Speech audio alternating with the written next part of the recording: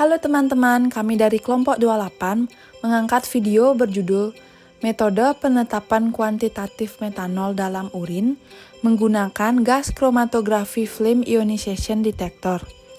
Adapun anggota kelompok kami yaitu Afrio Artanugraha NIM 80, Jessica Kristi NIM 81, dan Mira Satya NIM 82. Apa itu kromatografi gas? Kromatografi gas adalah metode pemisahan suatu campuran yang volatil menjadi komponen-komponen berdasarkan interaksi fase gerak dan fase diam. Fase geraknya berupa gas yang stabil, sedangkan fase diamnya bisa berupa zat padat atau zat cair serapan atau sorben. Apa itu metanol? Metanol adalah sejenis alkohol yang sering digunakan untuk produksi minuman anggur dan wine, karena harganya yang murah dan mudah didapat. Apa saja alat dan bahan yang digunakan? Alat yang digunakan yaitu gas kromatografi Agilent Technologies 6890N Network GC System, kolom HP Inowax dengan panjang 60 meter dengan diameter 0,25 mikrometer dengan fase diam polyethylene glycol, detektor ionisasi nyala yaitu Flame Ionization Detector, dan FID, gas pembawa helium atau HE, dan make up gas nitrogen sebagai gas tambahan. Adapun bahan yang digunakan yaitu sampel urin, metanol, N-propanol, dan klorofol. Bagaimana metode yang dilakukan pada penelitian ini?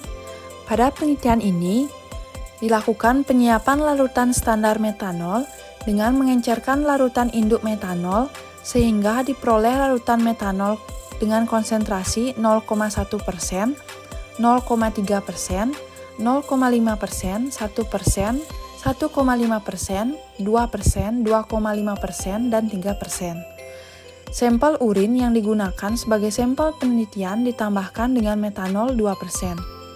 Masing-masing larutan standar metanol dan sampel urin kemudian ditambahkan dengan N-propanol 2% sebagai internal standar. Bagaimana proses pemisahan metanol dari alkohol dengan kromatografi gas? Sampel urin dipreparasi terlebih dahulu untuk menghilangkan zat pengotornya. Preparasi ini dapat dilakukan dengan distilasi, ekstraksi cair-cair atau ECC, maupun ekstraksi fase padat. Berikut ini adalah proses pemisahan suatu senyawa dengan kromatografi gas.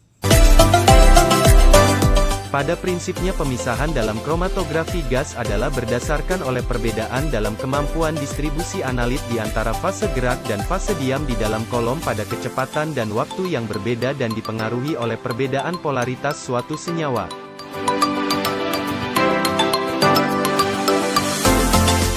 Bagian-bagian dari instrumen kromatografi gas meliputi injektor atau tempat injeksi sampel, berfungsi untuk mengantarkan sampel ke dalam aliran gas pembawa, yang dapat dilakukan secara manual atau secara otomatis menggunakan autosampler.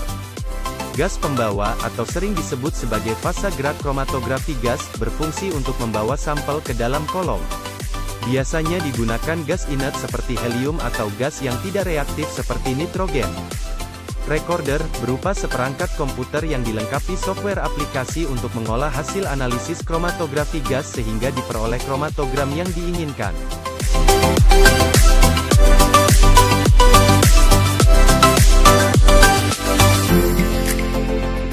Kolom, bisa juga disebut sebagai fase diam, berada di dalam oven, merupakan tempat terjadinya proses pemisahan, biasanya berupa lapisan cairan mikroskopik atau polimer di atas padatan pendukung fase diam, yang berada di dalam tabung kaca atau logam. Ada 3 jenis kolom, yaitu kolom kemas atau packing column, kolom kapiler atau capillary column, dan kolom preparatif atau preparative column.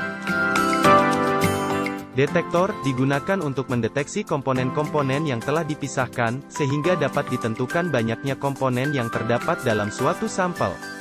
Detektor yang paling banyak digunakan adalah detektor ionisasi nyala atau Flame Ionization Detector.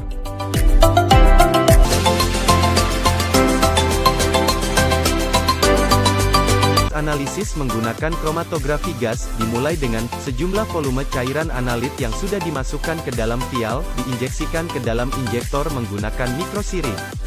Kemudian molekul analit akan dibawa oleh gas pembawa melalui kolom. Senyawa dalam fase gas yang dianalisis berinteraksi dengan dinding kolom, yang dilapisi dengan fase diam.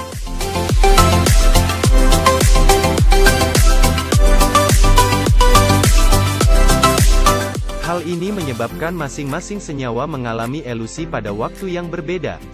Proses ini dihambat oleh adsorpsi molekul analit pada dinding kolom atau bahan yang terikat dalam kolom atau secara umum dikenal dengan istilah light dissolved light.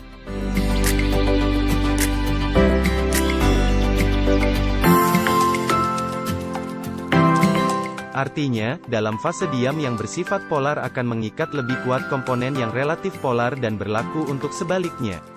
Oleh karena itu, masing-masing jenis molekul mempunyai laju progresi yang berbeda, dan ini dikenal sebagai waktu retensi senyawa.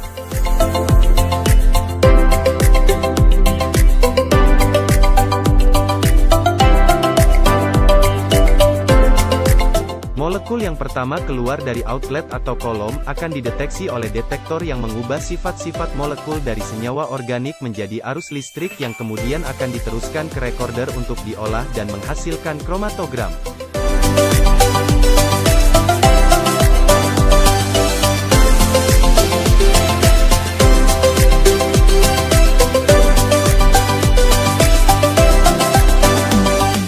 Dalam recorder, sinyal yang diperoleh dari detektor dan telah diperkuat melalui elektrometer diubah menjadi bentuk kromatogram. Dari kromatogram yang diperoleh dapat dilakukan analisis kualitatif dan kuantitatif. Analisis kualitatif dengan cara membandingkan waktu retensi sampel dengan standar, sedangkan analisis kuantitatif dengan menghitung luas area maupun tinggi dari kromatogram. Bagaimana hasil gas chromatography flame ionization detector pada sampel urin? Jadi, berdasarkan jurnal penelitian ini, hasil kromatogram gas chromatography flame ionization detector menunjukkan berdasarkan titik didih metanol, yaitu 64,5 derajat Celcius. Metanol akan muncul pada TR 3,4. Grafik ini adalah grafik limit deteksi, limit kuantitas, dan daerah kerja gas chromatography flame ionization detector pada analisis metanol. Persamaan regresi linear Y yang didapat yaitu Y sama dengan 852,29X ditambah 31,682 dan nilai koefisien relasi sebesar 0,9996. Bentuk kurva yang didapatkan mengikuti hukum Lambert-Beer, yaitu dengan meningkatnya konsentrasi, maka luas area yang dihasilkan semakin tinggi pula. Respon yang diberikan oleh alat gas chromatography flame ionization detector ini terhadap konsentrasi metanol telah memenuhi karena nilai koefisien relasi lebih besar dari 0,997. Hasil tersebut menunjukkan alat yang digunakan mempunyai respon yang baik terhadap sampel. Berdasarkan penelitian yang telah dilakukan oleh Muna et al. Pada tahun 2015 mengenai uji linearitas terhadap standar metanol dengan konsentrasi pada rentang 50-1000 mg per liter menggunakan gas chromatography flame ionization detector menunjukkan nilai koefisien relasi sebesar 0,99924. Nilai koefisien relasi pada penelitian ini memiliki nilai yang lebih besar dibandingkan dengan hasil dari penelitian Muna et al. Pada tahun 2015. Hal ini berarti alat gas chromatography flame ionisasi detektor memberikan hasil yang baik dalam pengukuran metanol. Semakin banyak konsentrasi larutan standar yang digunakan untuk uji linearitas, maka ketelitian yang didapatkan akan semakin bagus.